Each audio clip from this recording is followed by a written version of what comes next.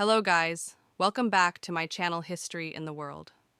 Tonight, we're traveling back through the quiet corridors of time.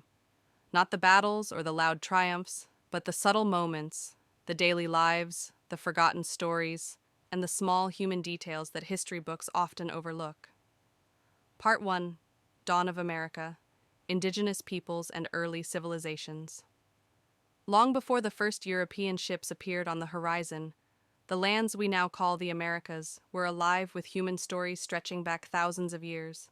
These lands, vast and varied, from the icy reaches of the Arctic to the sun-baked deserts of the Southwest, were home to peoples whose ingenuity, culture, and resilience shaped the earliest chapters of American history.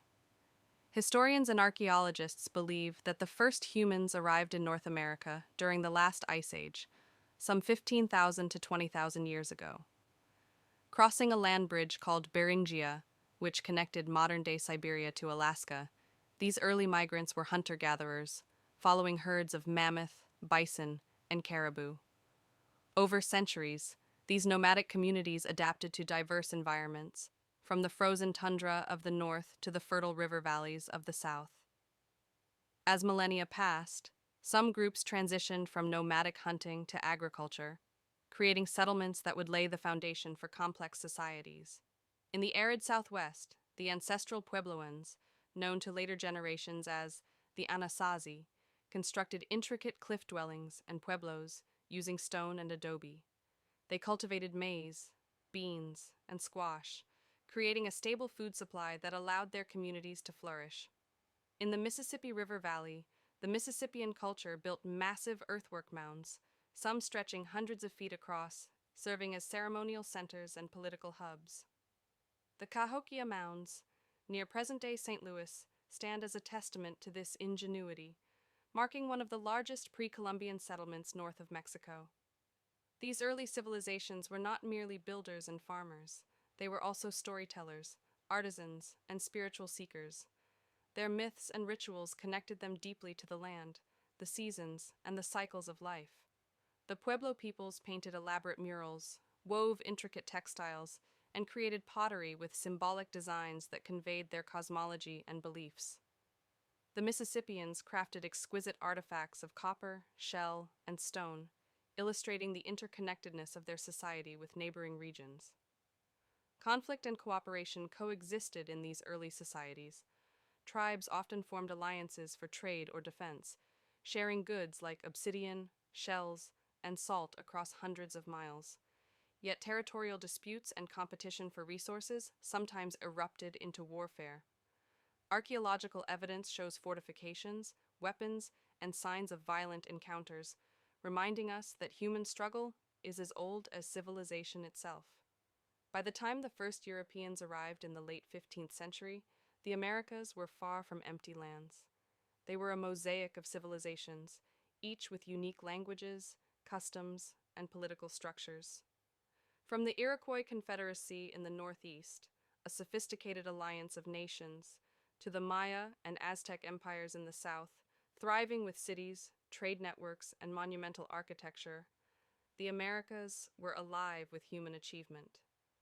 Yet, despite this richness, the coming centuries would bring profound challenges. The arrival of European explorers, colonizers, and settlers would change the continent forever, setting the stage for centuries of conflict, adaptation, and cultural transformation. Part 2. Age of Exploration and Colonization. By the late 15th century, the world was on the cusp of unprecedented change. Across the Atlantic, Europe had emerged from centuries of medieval isolation into an age of curiosity, ambition, and maritime innovation. Nations such as Spain, Portugal, France, and England sought new trade routes, wealth, and dominion. Their eyes turned westward, toward the lands that indigenous peoples had called home for millennia.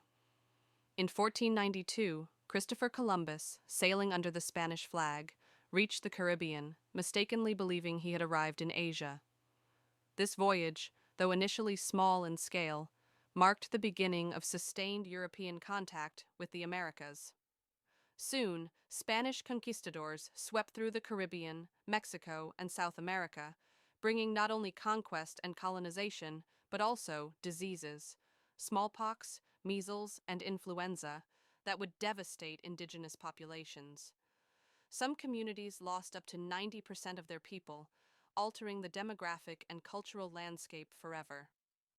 Meanwhile, the French explored the northern regions, following the vast waterways of the St. Lawrence River and the Mississippi, seeking fur, fish, and trade alliances with native tribes. The English, arriving slightly later, established permanent settlements along the eastern seaboard. Jamestown, founded in 1607 in present-day Virginia, became the first enduring English colony. Life in these early settlements was harsh. Colonists faced disease, starvation, and unfamiliar climates, yet the lure of opportunity, religious freedom, and wealth kept them pushing forward. Colonial life was a mixture of cooperation and conflict with indigenous peoples. Some tribes, such as the Powhatan Confederacy, initially traded with settlers, teaching them agricultural techniques and sharing food. Yet misunderstandings, competition for land, and cultural differences quickly led to tension. Wars and skirmishes became frequent, leaving long-lasting scars on both sides. In New England, settlers seeking religious freedom, including the Pilgrims and Puritans, established tight-knit communities with strict moral codes and communal governance. Their lives centered on family, faith, and survival, and they built towns with churches at the center, reflecting the deep intertwining of religion and daily life. Education became important early, with communities establishing schools to ensure children could read scripture. Further south, the economy began to take a different shape. The fertile soil and warm climate of the southern colonies were ideal for tobacco, rice, and indigo plantations. To meet the growing demand for labor, colonists increasingly relied on enslaved Africans, introducing a system of forced labor that would leave a painful legacy still felt centuries later. The transatlantic slave trade became a central part of the colonial economy, intertwining the histories of Africa, Europe, and the Americas in a complex and often tragic web. Despite these hardships, the colonies developed vibrant cultures. Markets and ports buzzed with trade, newspapers and pamphlets spread ideas, and local governance began to take shape. Each colony evolved differently, influenced by geography, resources, and the peoples who settled there, but all shared the struggle of carving out life in a new world. By the mid-18th century, a distinct identity began to emerge among the colonists. They were no longer merely Europeans living abroad.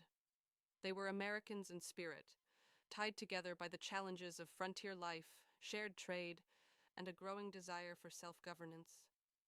Yet this desire would soon clash with the ambitions of the British Crown, setting the stage for a revolution that would reshape the continent and the world. The age of exploration and colonization was a time of discovery and devastation, of cultural encounters and violent clashes. It laid the foundations for a new society, while marking the beginning of profound changes for the peoples who had called the Americas home, long before the first ships sailed across the Atlantic. Part 3. Road to Independence. By the mid-18th century, the American colonies had grown from small, struggling settlements into thriving communities. The 13 colonies stretched along the eastern seaboard, each with its own economy, culture, and governance, yet all were tethered to the British Crown. At first, the relationship between Britain and its colonies was one of convenience. The colonies supplied raw materials, and Britain provided protection and trade opportunities. But over time, cracks began to form in this fragile connection.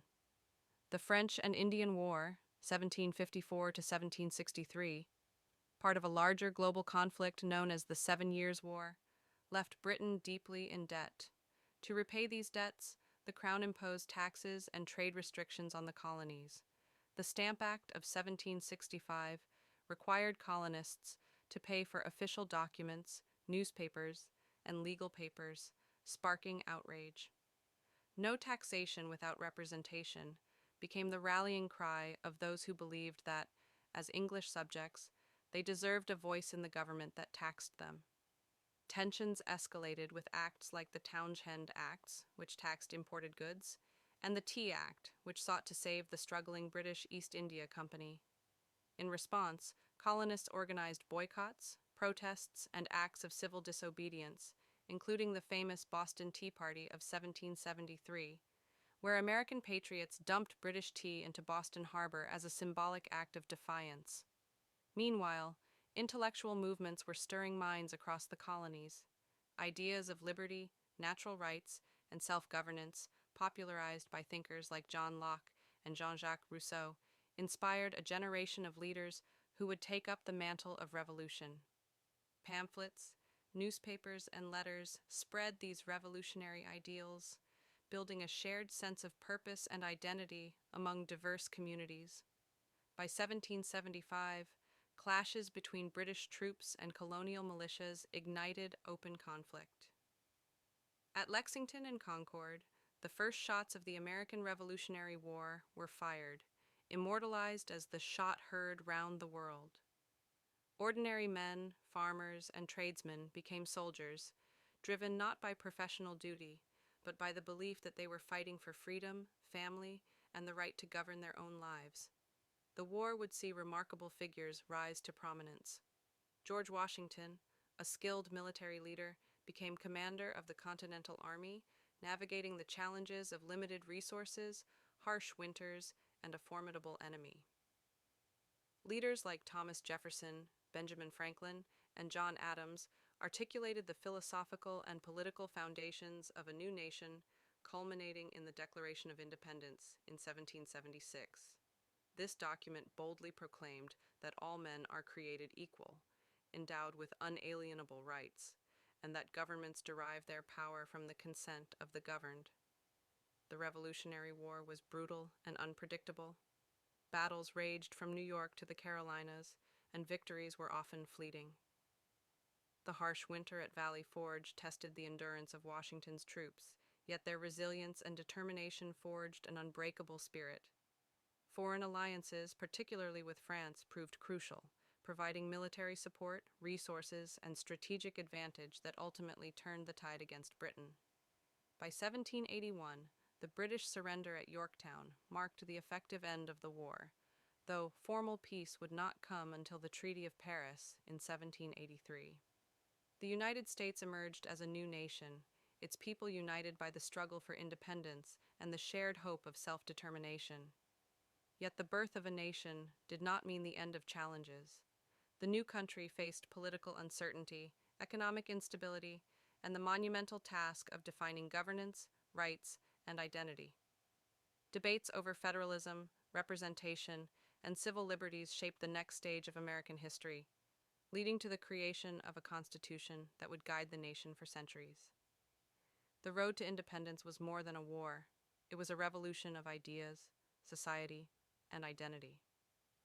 It transformed 13 disparate colonies into a fledgling nation, laying the foundation for the democracy, struggles, and aspirations that continue to shape America today. Part 4. Formation of a Nation. With independence secured, the United States faced a daunting task: building a government from the ground up. The victory over Britain had united the colonies against a common enemy, but unity was fragile. Each state had its own laws, currencies, and priorities, and the challenge was to forge a national identity while respecting local autonomy. Initially, the country was governed under the Articles of Confederation, a loose alliance that gave most power to individual states. However, this system soon revealed its weaknesses. The federal government could not levy taxes effectively, regulate trade, or maintain a standing army. Economic turmoil and political disputes highlighted the urgent need for a stronger, more cohesive government. In 1787, delegates from 12 states gathered in Philadelphia for what would become the Constitutional Convention.